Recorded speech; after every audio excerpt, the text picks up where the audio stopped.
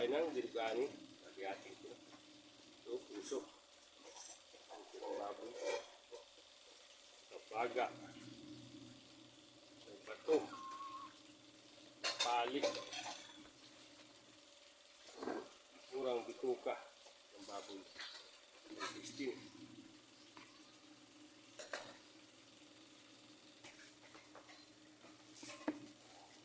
Alam mga isda. Kaya ito muna.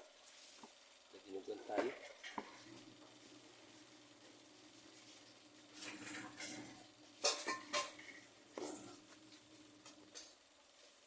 Ang pangalian mga lodi.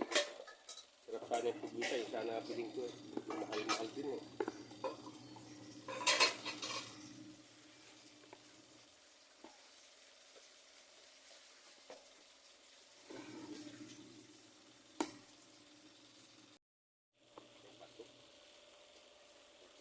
Baboy. Tama natin sa dilugan.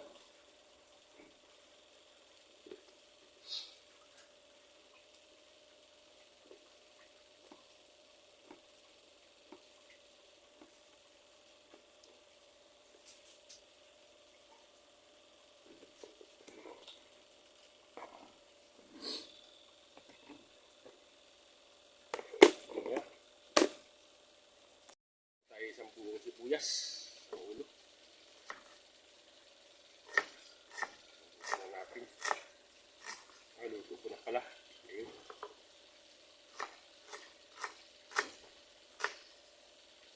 Bawang.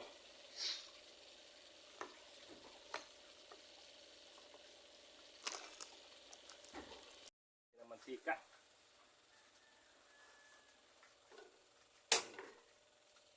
At natin ang bawang na ginet-get ko.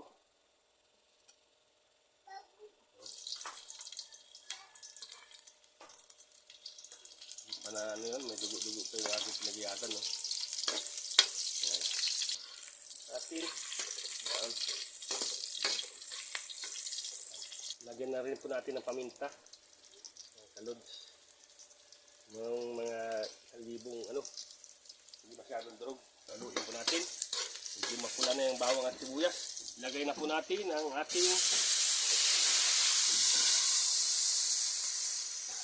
lamang loob ng baboy.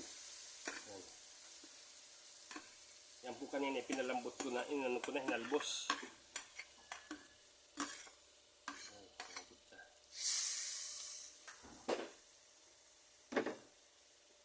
At halo-haloin ko na po natin. Saka po natin na takpan. Asin mga kalods. Para magkameron na siya ng lasa. Yan. So, haluin po natin para magano tamang lasa niya. At yan. Hintayin po natin makati yung sabaw niya. Hintayin po natin. Ayan, nakauti na po yung ano niya. Ginagdagan ko kaninang tubig po yan mga kalodi. Bali 30 minutes ko na napalambot yan. Lalagay na po natin yung dugo. Mga kalodi. Ilagyan ko na po ng kaunting suker. Ewan kung medyo ano, yung dugo.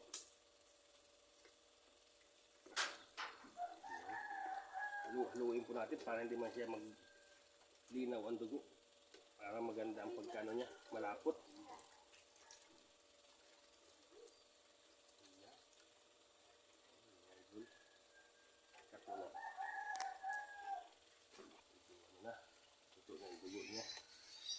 Lagyan po natin ng ano, bitsin, ang palasa.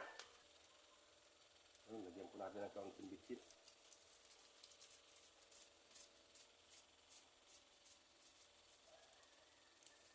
Yan.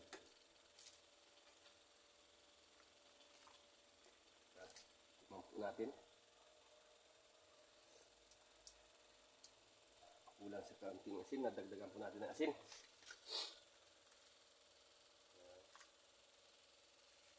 Lagay na po natin din yung siling haba. Kamahal po na sili, 6 pesos ang isa. Maliit. Kaya dalawa lang binili. Tikman po natin.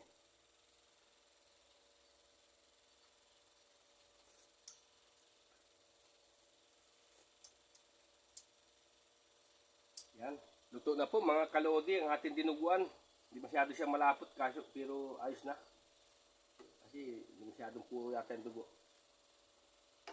Yan. Tayo mga kalods, luto na yung ating yung dinuguan.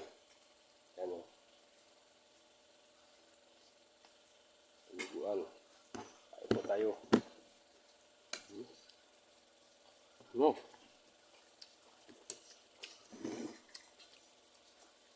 Meron tayo dito piniritong murang bituka. Sarap.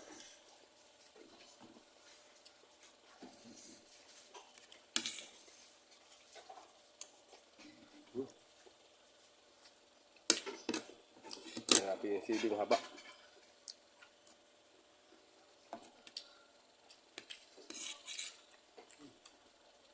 Sarap.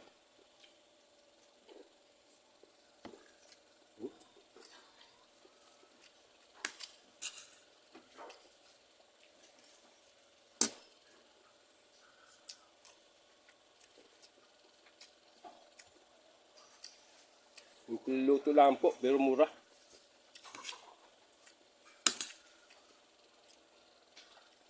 Bibili tayo sa tindahan luto, kantin.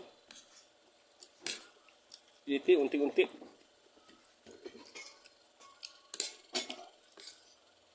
Oh, iti hanggang hapunan pa.